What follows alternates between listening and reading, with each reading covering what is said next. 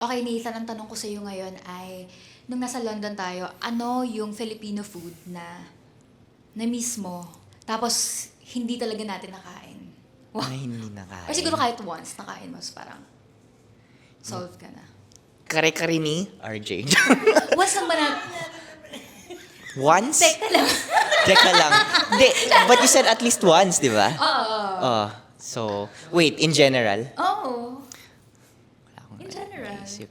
Ako muna. Oh, sige, Ako ikaw muna. palabok. Palabok? Oo. Palabok. Pas once ko lang siya nakain sa London. Nung embassy event na nag-grant lang yung ambassador. Huy! Tsari! Hindi, how about that nursing place that we went to? Walang Nursing palabok? Ay, pansit lang ata yung ano. Oh, so palabok once ko lang siya nakain sa Palabok. So wala rin palabok sa Jollibee, London. Mm. Okay naman yung sagot mo, kare-kare. Oh, kare-kare. Oh, Yun na. okay. Okay. Tripe. Ah? Specific kare-kare. With tripe. Okay.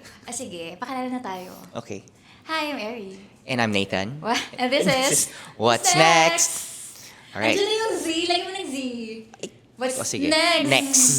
Oh. Ang ating episode for today ay powered by The Creator Space. Yes. Our first sponsor. Malay mo yan.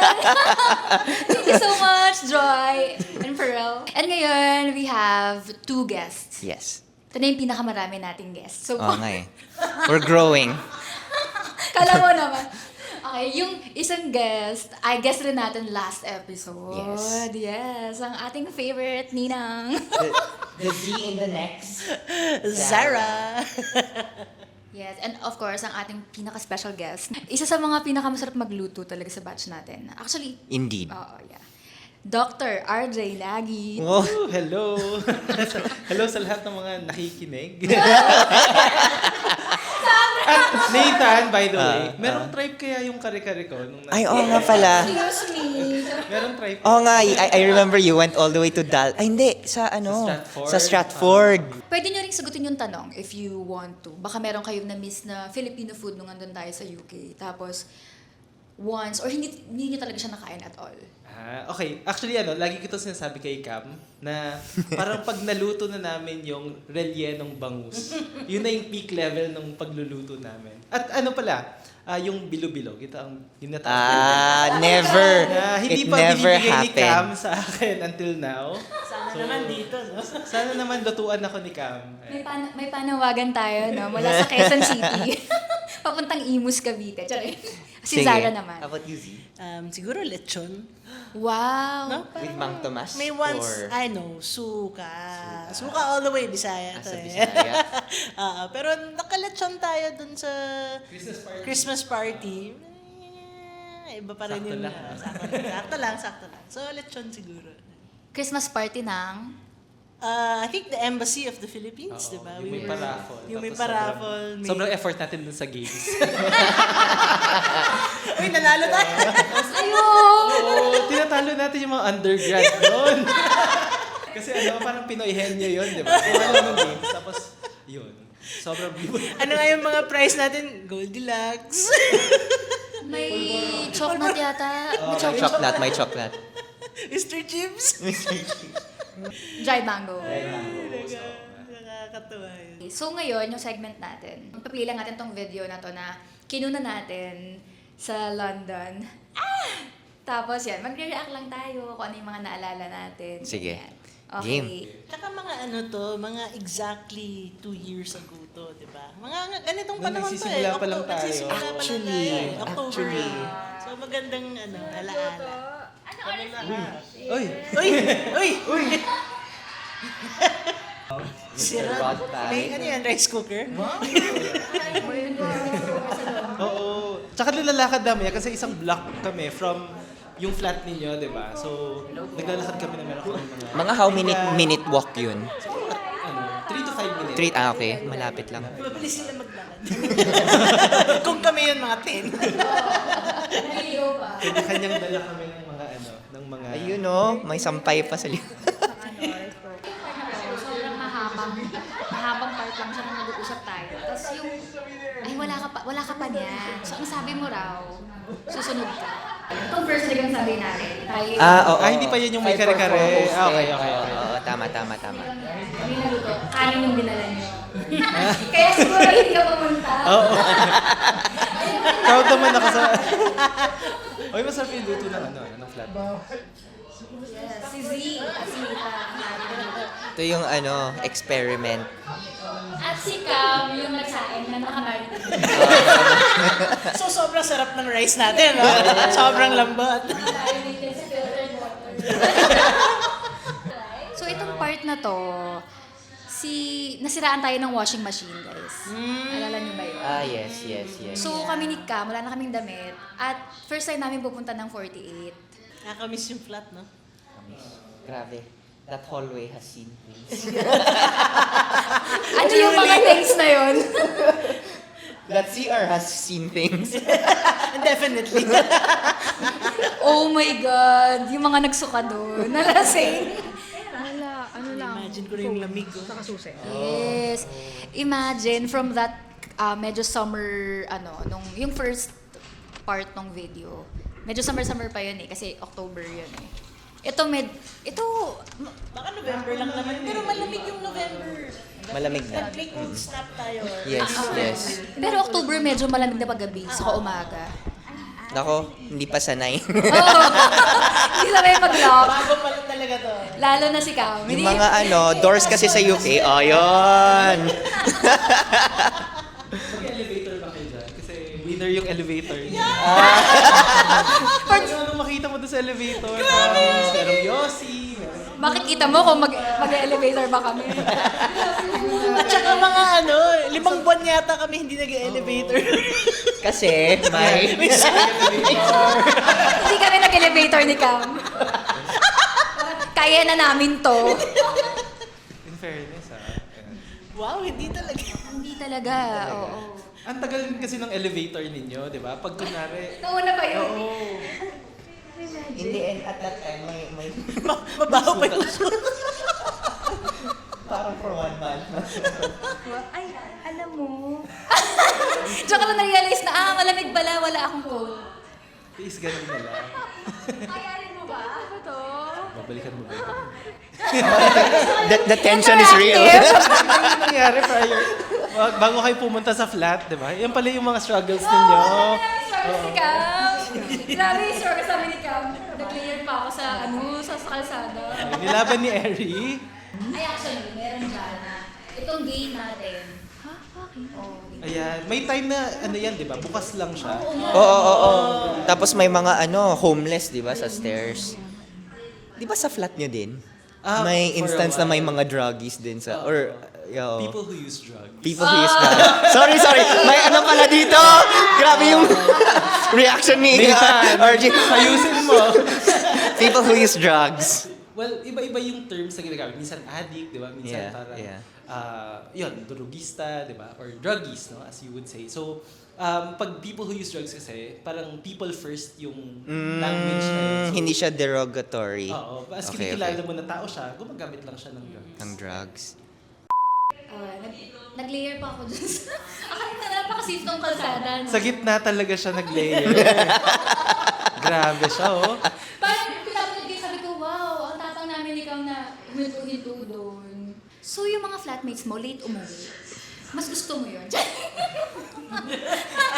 Depende sa flatmate. Wala. Joke lang. Cut. Makita niyo na yung shumayan sa namin, sa flat namin. Grabe na document pala natin yan.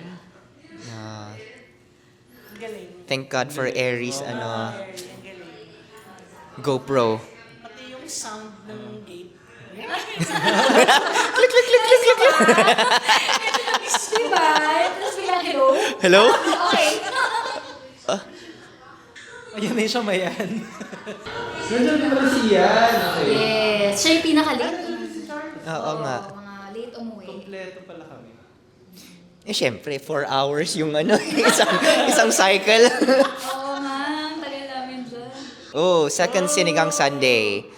Second Sinigang Sunday na kayo naman ang nagluto. Pero syempre sa flat namin, pa rin kumain. Kasi, So, paano ulit yung arrangement? Paano ulit yung arrangement? so pag sinigang Sunday, so ibig sabihin nun, every Sunday, magkikita-kita tayo.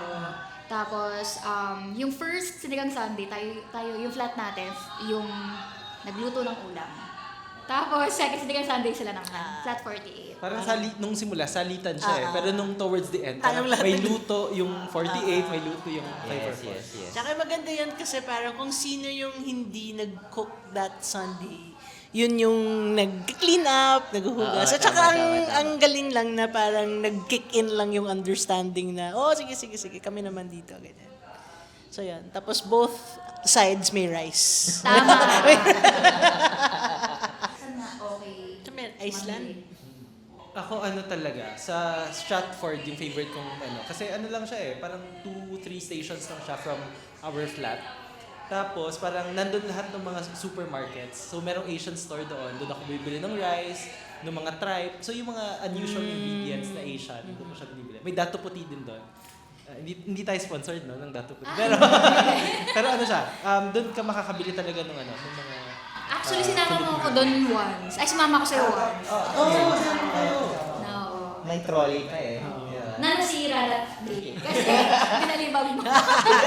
Nabi, ang cute natin dyan. Wow. Ngayon ba? Hindi na Haggard na. Wala nang time to chill. Charing. Yun lang yung pinaproblema mo dati. Anong niluto ng flat namin sa Sunday? Tsaka something to look forward to, di ba? Kasi parang naninibago ka sa buong week mo, tapos dami mong iniisip. Tapos Sunday, at least medyo may konting familiarity and home. Tapos magtatanungan pa tayo, ano kayo iluluto ng kabilang flat? Para i-compliment natin. Para hindi maulit. Tama. Tapos naalala ko nun, meron pang yung tinola ninyo. Ay, sorry ah. Hindi, merong healthy Pero, version. yung Tapos may- Hindi yung parang, Hindi bumenta yung healthy. ay, mabenta rin. Ano, ubos rin. Oo, kapabali. Pero yung ingredients natin doon kasi nagsasubstitute tayo, di ba? Yes. So walang dahon ng sili doon, so spinach yung linalagay. Just siya ng konti. Pero ganun pa rin. Sarap pa rin naman. Pero siguro another thing, no? So we talked about ano yung ginagawa natin. Pero bakit sinigang? Sinigang Sunday? Mukhang, may storya yun eh, di ba, Eri? We explained last episode na yung, kasi, nung pumunta tayo doon, ang dami nating dalang. Sinigang mix. Kanyang supot ng sinigang mix. Oo, so ang dami. As in, sobrang, siguro mga 12 yung dala kong sinigang mix. Same. So, yung sa inyo, si Charles, di ba, meron parang 50 yata. Ganun talaga. Pwede kaming magbenta ng sinigang mix doon, mag-sari-sari store. Pero kasi yun yung sinasabi sa atin ng orientation na parang magdala kayo ng sinigang mix, ganyan. Hindi tayo nag-coordinate, di ba? So lahat nagdala. Nagdala ng sinigang mix. Dapat pala merong, sinigang mix sa'yo naman kaldereta mix. Mga ganon. Or bagoong, mga ganon. Puro sinigang. So, ang naging, solution. Ubusin. Yes, dapat hindi natin masayang. So, every Sunday, ang goal pa natin on every Sunday, may sinigang Sunday tayo. Pero, dahil syempre nakakasawa naman kung linggo-linggo na lang sinigang. At competitive kasi kayo. Kami ba talaga? Kami ba talaga? Sino yung nagkare-kare? With tripe. Di ba? So parang sumasabay lang kami sa Ganun pala. Alam mo, tingin namin ikaw lang yung competitive. Hindi. Kasi, Kasi alam ko ma-judge siya eh. Galingan mo na, di ba? Okay. So pero yung isang part din, ito sa play on words, di ba? Kasi si Eri, alam niyo naman, is a filmmaker. And I think yung bonding natin una sa flat is pinapanood niya kami ng mga scary movies. yes, horror films na. Horror films. Filipino horror films. So parang biglang nag-expand yung concept na, if nag-meet tayo ng lunch, manood na rin tayo ng sine, di ba? So, sine, gang! Witty Rainy! Oo nga. Ang naalala ko, first na pinanood ko sa inyo is, Huwag Kang Lilingon ba? Huwag Kang Lilingon. May kisap mata pa. Kisap mata. And then, Tapos, sigaw. Sigaw. My yes, God. sigaw. Si Cam, wala na. Hindi mo naman. Hindi na kaya ni Cam. So ito, this Sinigang Sunday, nano tayo ng Kakaba-Kaba. Yes, Ni I Mike De remember Leon. Rest in peace. Sobra kasing nito eh. Luma na siya, pero feeling ko, it's way ahead of its time. Tapos sobrang, ang dami nangyayari. Tapos feeling ko hindi mo siya na-appreciate. Kasi, sabi mo, ang dami nangyari, gano'n. Confrontation, face to face. May gagawin kasi ako, no? Ayun. So, pero happy naman yung mga movies na pinapanood. Hindi ko lang natatapos. So, yung kinonfront natin siya. Hindi, pero yun, favorite Mike De Leon film ko to. Actually, one of my favorite Filipino films talaga tong.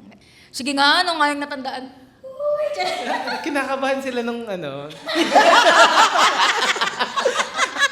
Kinakabahan sila kasi natatakot sila.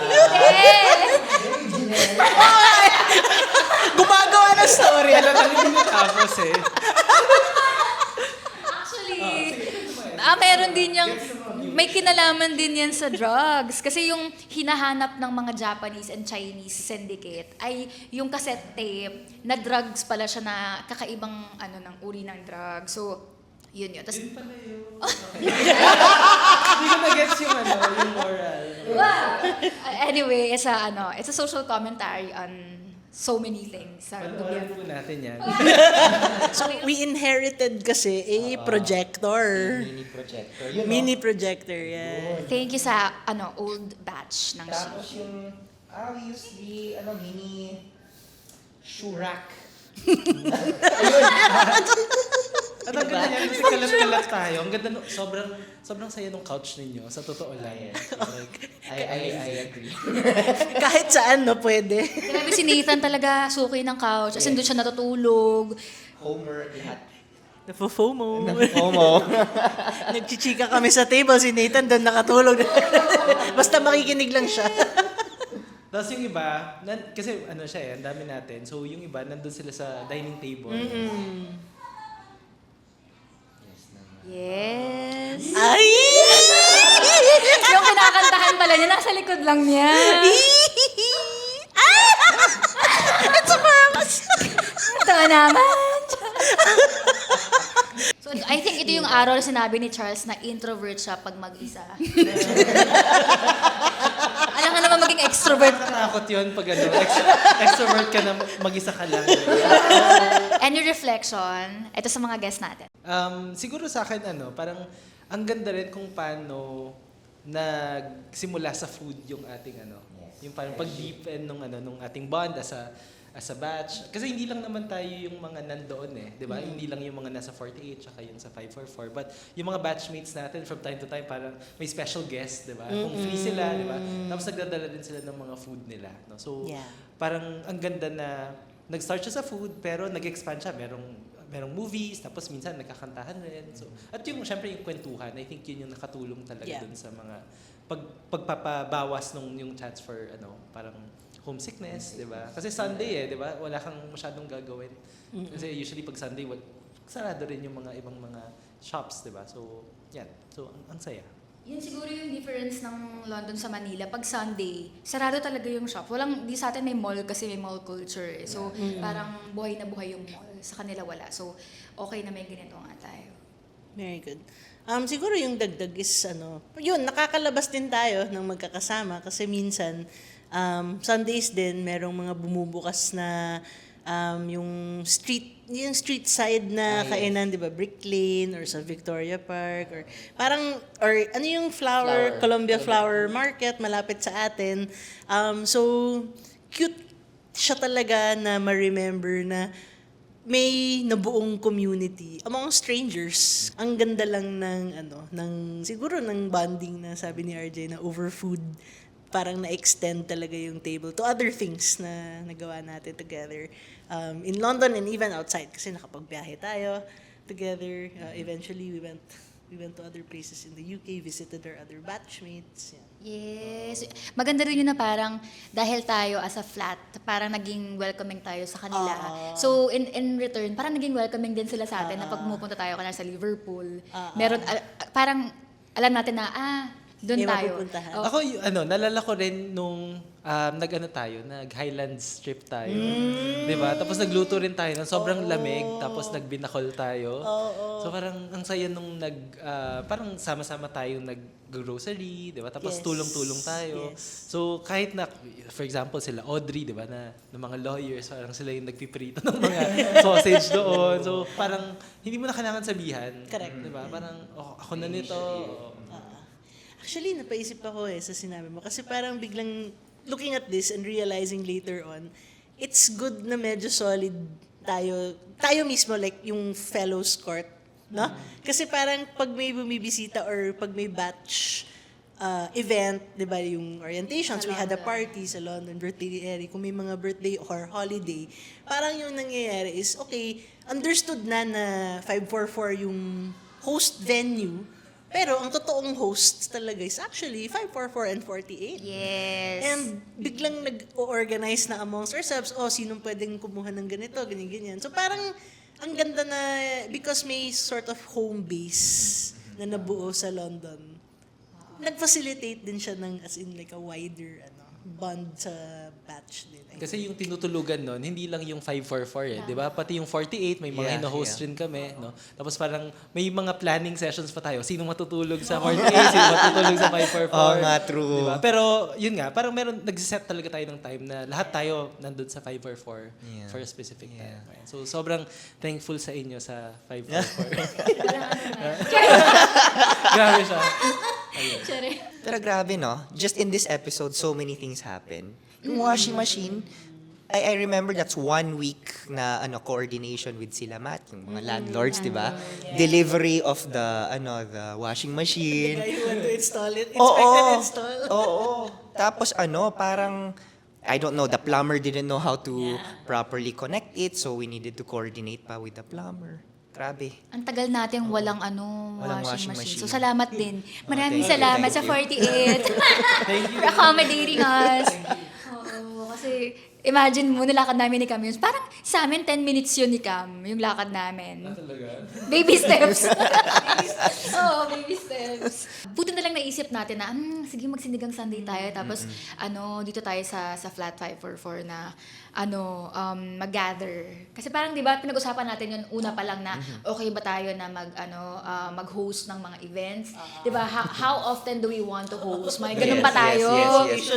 May votation pa kami. Sige, so pag birthday mo, pwede isang event. Tapos, pero ikaw yung maglilinis. Oo. Pero parang later on, parang hindi, okay lang, sige. Kapag nandito kayo sa London, okay lang. Dito na kayo matulog. Parang ganun. So, okay din talaga na ganun. Lalo na kapag nasa ibang bansa. Medyo mahirap talaga, kaya kailangan bumuo ka ng community. Ako yung isang ko rin, parang naisip ko rin with 544. Kasi siya di ba? Pinagpapasapasahan itong flat na to Yes. ng iba't ibang batches. So parang yung community na na-build niya, I think parang maganda siyang i-trace. No? Yeah. Kung yung mga first batch, Lineage. paano yung, sino yung mga nandoon, sino yung mga pupunta doon. Tapos parang pag ikaw, kausap mo yung mga yung mga ibang batch na nagstay rin sa 544, magandang tanungin rin, di ba? Para may connection na kayo na, nandyan rin ako dati dun sa space na yan. No? Sorry, may historization pala of the Yeah, flat. I-thesis mo na yan. But I think we had something unique din kasi we were 2 flats. Yes. Di ba? That made us closer. That talaga. made us closer. So 8 people, di ba? Right away. Na parang kapag may plano yung isa, parang ang bilis natin, kasi majority na tayo nun kapag umuo na yung dalawang flat. So, kung gusto nung iba sumama, di ba? Parang ang dami-dami talaga natin lagi sa mga Tuloy na ganap. yan, parang gano'n, di ba? Pag nag-usap na. Galing. Cool. Ang galing natin. Conceited pala. Yun pala yung point. So, tama. Competitive talaga si Oo Ryan. nga eh. Ano ulit? Galing natin. Yung match namin. Oo, di ba? Ang galing na, ang galing. Sige, dahil magaling yung batch natin, according kay Doc RJ Nagit, yung second segment natin is Scholar Scholar tips! Yes. So, si RJ, sobrang active niya sa advocacy niya. So, ano yung ma-advise mo sa mga students or kahit actually young professionals na gustong maging active sa advocacy or naghahanap pa lang ng pwedeng gawin? Well, yung nasa London kasi ako, parang inisip ko na, okay, nung simula, kailangan maging, basahin ko lahat ng mga readings ko, di ba? Kahit na hindi ka na matulog. Pero feeling ko kasi a big part of the learning talaga, is yung immersing yourself doon sa mga tao na nandoon. Kasi I think yun yung mga, until now, yun yung nagsistay sa akin, Posible nakalimutan ko na yung mga ibang mga natutunan from the lectures, pero yung mga connections doon, yung mga friends na makuha mo from advocacy, malaking bagay, nung nasa London kasi ako, yung mas nag-immerse ako doon sa mga communities of people who use drugs. So, yun, parang nag-set up kami ng harm reduction center doon. Tapos we regularly see mga people who use drugs na pumapasok lang doon and then we provide advice, So, parang ang ganda na meron rin akong ganong community. Kaya minsan nawawala ako doon sa mga sinigang Sundays. Oo, ayan, nag-explain na ako. Yun yung explanation. Kasi minsan may mga activities rin na ginagawa with them. So, doon ako na-expose doon sa mga aside from communities of people who use drugs, yung mga trans people, yung mga people with mental health concerns, yun, so yung mga people engaged in sex work, So usually kasi very parang intersectional yung ginagawa nila. Minsan nahatak rin ako dun sa mga Palestine events, So yun, ang ganda nung may ganoong So, may question ako. So, if you're new to the UK or you're a new scholar and you're passionate about something, how do you find these advocacies? Or like, is there an app or my website or Google lang ba? Before going to the UK, nag-search ako ng mga parang people, di ba tinatanong naman sa shielding application yan, parang sino yung gusto mo mga ka-network. So, ready na yon nung simula pa lang. So, Talaga yung nasa application mo. oo. Tapos parang before kasi, may previous na work yung organization ko dito. Tsaka yung release yung organization na naka-work ko doon. So, quite familiar na ako sa kanila. Pero hindi ko kilala yung mga tao. So, doon ko na lang sila na-meet. So, yun. Pwede kang mag-search online. Meron ring mga volunteer opportunities na binibigay yung school. So, may LSE Volunteer Center. So, doon ko nakita yung My Grateful. So, yung My Grateful naman, parang NGO sila na tumutulong sa mga migrants. So, baka si Z can further explain yung My Grateful. Yeah. So, London's like a melting pot, and it's usually where you have migrants come in, That different places, Africa mostly, some in Middle East. And then when they come there, of course they come and they've left behind their whole lives. So they don't have any means to support themselves and all of this. And so somebody thought of, okay, well, we can give them skills. And so they came up with this org called My Grateful, and what they do is they actually train these migrants to become chefs, cooks. So they challenge them. If yung iba kasi yung nakasama ko is may background talaga siya. I think the grandmother had a restaurant, so they were challenged to come prepare a dish and then to show, and then yung mga people na nasa org na yun, sila yung of course tinitingnan nila, tapos how you can improve, and then they assist you and see how you can become, I guess, quote unquote, marketable, but you can get some value out of your skill. And so what RJ did and what he invited me to do, or what he suggested and I took up, was actually to volunteer. And when you volunteer kasi, so they hold these gatherings in kitchens where parang cooking course. Cooking class. Cooking Parang class, ganun. yeah, cooking class. And your leader is the migrant. And it was really good because I think that was something that even in the Philippines would be nice to have. We were thinking of with a friend of mine that when you're talking to people who are in the margins, we don't come into their lives as quote unquote saviors. Actually, these are people who can teach us. And so it's very good to be able to just give them the means to be able to hone those skills and then to share it as teachers in a setting where you are equals. Even if, maybe your stations in life are different. So it was very powerful for me to see, and it was so good to see how just a little education and investment could create such confidence in somebody who probably maybe 2-3 years ago had nothing. Yeah. So, yun, magandang experience. Pero of course, no joke because this is like, how many hours? Kapagod. Sakit na likod ko. Buong ano kasi siya, parang required hours. Hindi, magvo-volunteer ka for one whole like Session. session. And the session begins from preparation. Obviously, before even the class arrives, the guests ingredients, arrive. ikaw ang setup. Oh, so parang I don't know what time. Usually, ba ano, mga 4, Oo, mga tapos ganun. matatapos 4 p.m. Yeah, 4 p.m. Tapos matatapos ka ng mga Midnight, 10 p.m., 10, basta 12, 11, mga ganun. Kasi maghuhugas ka pa eh, di ba? So, yun, parang, and I think, yung maganda kasi doon is, parang yung migrant, parang sila yung teacher. Sila So, yung it's a teacher. position of power. Correct.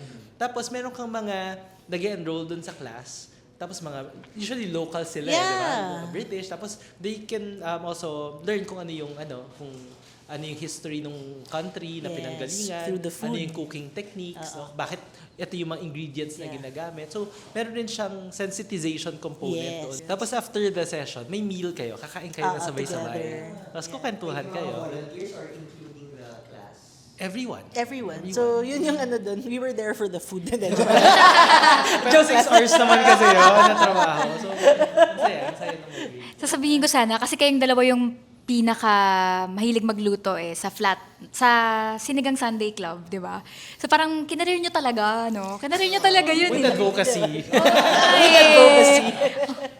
Ang galing. So may immersion din doon. Kasi food talaga is a really good way of connecting and immersing to other people's culture, no? Yes. Ano yung isang attitude or, I don't know, parang ano yung dapat na character mo or attitude mo towards advocacy? Or kung gusto mong lang maging active sa advocacy, ano dapat yung meron ka? Feeling ko pwedeng dalawa. Hindi. Ang strict naman dito sa podcast. Sige, sige. Yung isa siguro is, talaga, open-mindedness.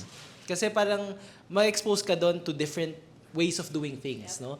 Like for example, doon, nagulat ako na, kasi dito, di ba, very criminalized yung drugs, di ba? So doon, parang tinuruan nila ako on how to use drugs and how to cook drugs para alam ko rin on how to provide advice to make drug use safer, no? Para hindi risky sa kanila. Dito parang tinetest yung mga tao sa drugs, Right. di ba? Ikaw mismo, yung itetest. Doon, tinetest namin yung drugs mismo. So kung pure ba siya, kung parang white substance lang yan, tapos ano yung content yan. So nagagawa siya at the community level. So yung mga assumptions na dapat doktor yung nagfa-facilitate ng mga centers na ito, dapat specialista, doon it's the community, It's the no? community. Keeping the community safe. Tapos nagulat rin ako na may mga movements against psychiatry. So may mga nasalihan ako na parang rally siya. Tapos yung mga patients yung nag-rally against the psychiatric institutions. So, yung chat pa nga nila doon is parang, we all hate psychs, di ba? Ganun siya. So, parang may mga spaces na mape-penetrate mo lang if you're open-minded and if you show na hindi ka judgmental, no, to that. Isang example pa siguro dyan, yung mga nag-undergo ng gender-affirming hormone therapy, yung mga trans people. So, doon parang they allow self-medication, no? At least pinapractice nila yon, pero may ways to keep it safer. Parang gano'n. So, yun yung isa, yung pagiging open. Tapos, pangalawa is, parang you also need to situate yourself na hindi ikaw yung expert doon. Kasi, syempre, yung background ko is medicine, di ba? Nursing. So, kahit paano meron na akong alam about health, no? Pero, doon may mga ways sila na parang sila lang yung nakakaalam. No? So, parang for example, para pag mag-inject ka ng drugs, di ba? Minsan kasi pag hindi mo siya natunaw ng maayos, masakit siya sa veins.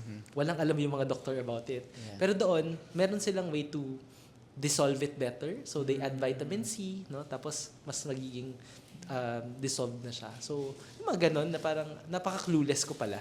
So, you have to put yourself dun sa ganong situation na parang you're open to learn, no? At hindi ikaw yung expert sa situation na to. Tama. And in their context. Yeah, especially dito sa Pilipinas, sobrang negative talaga ng tingin natin sa drugs. Siyempre, especially after the past administration. Until now naman. Yes. Oo. Because RG said you're open, you be willing to not be the expert. Maybe just to add to that, be okay with discomfort. And I think that for me, I'm the eldest in our batch. And also, I'm already a lawyer. I was already a lawyer in the Philippines. But, like RJ said, no, like what we all discovered, that when we get there, of course, it's a much bigger world. And even with the things that I've seen or I know from the Philippines, and even with my course, I was in international shipping law, and I already practiced some of that here. Actually, there was so much more to it pala. And I think that in terms of advocacy, what I discovered was actually a desire for a new advocacy, knowing that because we were in a place at the forefront of knowledge, right? And at the forefront of probably experience, maybe just a different kind, but they're the ones who are giving us policies. They're the ones who are giving us all of these things that trickle down to, I guess, quote unquote, the developing world. And because we're there, we begin to see it. And I realized that it is uncomfortable to realize that, sometimes the people who are making these policies don't know the realities that we face. That's uncomfortable. But it's good to sit with that because you understand the other side of the story. And you can also speak to it. So part of it is overcoming the discomfort and knowing that you have a seat at the table. And you need to be able to speak into that. Because in every place that I think, whether it's volunteering, whether it's a uni event, whether it's just an interest that you pursue, at some point I felt that it wasn't as palpable, but there is always this, parang there's a little bit, you can feel the difference in race. There's always that undercurrent kasi. And I felt it, I saw it sometimes, even in uni, and I realized that, that's as much of the responsibility of the person who's making you feel that way, but also of the person who's receiving it. Because at this point, no, I'm here, and we take up space here. So we're going to use our voices where we're taking up space. And so it's uncomfortable to do that. But I think the experience is made much more richer when you struggle with that discomfort and stay there, because you learn and you're able to also inform and hopefully make others learn also from you. So, yeah. Wow, ganda. Very deep, very deep. Sige. On that note, Sige nga, i-wrap up mo nga. volunteer. Hindi, tama naman. For me personally, I also wanted to volunteer. I wanted to do all of these things to immerse in the culture in the UK. Pero Gumalak. I was very busy with other things. But other types of immersion. Yeah. So I was very thankful na through the documentary we were able to do some immersion naman with ano yun? OFW pero The voice of domestic workers. Yes. yes, not really OFW. They're there, yes. So I was able to immerse a bit, and yun nga, different world, diba? We were there legally through a scholarship. We were being paid to be study, there, to yeah. study, to live in the UK. We were being paid to do that, and there are people that are escaping harsh realities to live in another harsh reality in the UK as a undocumented person. So yeah, as Z said and as RJ said, parang you have to be open-minded and you have to be a bit out of your comfort zone to see that other perspective, which I really appreciated during my stay there. Oh. Mga shave nurse ba kayo? Tamang ganda. On that note. On that note, Ako wala na akong sasabihin kasi sobrang puno na. Ang dami kong natutunan Yeah. ngayon. Feeling ko ang dami pang ang pwedeng himayin dun sa kung ano man yung mga sinabi niyo. Pero syempre, parang that's for another episode, I think. Pero yun, sobrang thank you for gracing for our being podcast. here. Di ba, To a sobrang- different level. Yeah, hindi sobrang ganda. Oo. Yeah. Saka minsan, like yun yung sa organization na sinut ko, I didn't know that I was already volunteering na volunteer work na pala yung ginagawa ko, but I just parang I just kept coming back dun sa organization nila every Sunday din or every Saturday ganyan. Tapos parang na-realize ko lang na, parang, kasi pinakilala ko na parang volunteer student namin yan. So, parang, mga volunteer work na pala itong ginagawa ko. And I didn't know that kasi nga, parang, wala lang, ang goal ko lang that time is just to, know their story and possibly make a film, Yes. So, Yes, yun. So, foreshadowing to a future episode. Wow! Yeah. And on that note, Ang dami na on that note. Oo nga eh. Ang hirap tapusin, no? Ang gusto nga sabihin ay, till next episode. Till next episode, ganun. Diba? Ang hirap tapusin Hirap. na to. Pero siguro ako, masasabi ko lang sa mga current students na nasa UK and din sa mga gusto ring makakuha ng scholarship, ganyan. Look for what you're really curious about or what you're passionate about. Tapos, para hindi, yun, siguro yun, gaya ng ginawa ko, parang hindi ko alam na, volunteer work pala to. Kasi parang, kapag inisip mo agad na, naman pwede kong gawin para maging, kasi, like, for example, si RJ, nagkaroon siya ng award. Di ba? Yes. Dun sa volunteer work niya. So, siya kasi talaga, exposed siya sa mga ganong work. Ako, wala talaga akong alam. And then, I just really wanted to do that, what I did. Tapos parang ako, volunteer work na pala yun. So, maybe, yun lang, think about what you're really passionate about. Tapos, baka dun mag-start talaga yung advocacy nyo. At saka madami. Yes. Yun eh, no? Sa UK, parang yung sinabi ko kanina na parang may nabukas na, parang gusto ko to. Ano yun, nabukas siya kasi may modules ako, pero may nahanap akong classes na extra. So nakakuha pa ako ng 3 different courses to support the new interest that I found in the UK. And that's all for free. So if you want to volunteer, actually, if you're already ready, then just look for it and then go there and just, di ba, show up. And yun na pala yun. first step, di ba? Yun na Just show pala up. yun. And then it will branch out. And then it will branch out. Ako parang feeling ko may mga volunteer opportunities na masaya siyang gawin. Like for example, yung My Grateful. Pagod ka pero masaya kang gawin kasi it's your passion. Pero may mga volunteer opportunities rin kasi na strategic rin siya because it aligns with kung ano yung Career ginagawa mo goals, before, career goals, or yung advocacies mo dito sa Pilipinas. No? So until now, parang yung mga contacts namin sa release, parang tumutulong pa rin sila dun sa drug policy reform efforts natin dito. So pag may mga kailangan ako information, or if I want na mag-review rin mag-review sila ng mga materials namin. So nakakatulong sila doon sa So parang nakita ko rin kasi doon kung paano nila ginagawa yung advocacy work nila doon. And then ngayon, parang kung ano yung mga elements na kulang dito sa Pilipinas, yun yung tinatry namin i-build ngayon to push for drug policy reform. So, may ganong component rin siya. Pero parang wag naman nating pressure na very cerebral lahat ng mga engagements. No? I think yung sobrang tumatak talaga sa akin doon, yung mga personal stories at saka yung mga magkakasama kami. I think yun yung mas na kuha ko doon. Alright. Gusto ko yung alright. On that note, Right. Ayan. alright. Hindi, Yes, pero true. Sige, next episode, kasama pa rin natin sila RJ and Z. Yeah. Yes. So, see you next episode. Bye.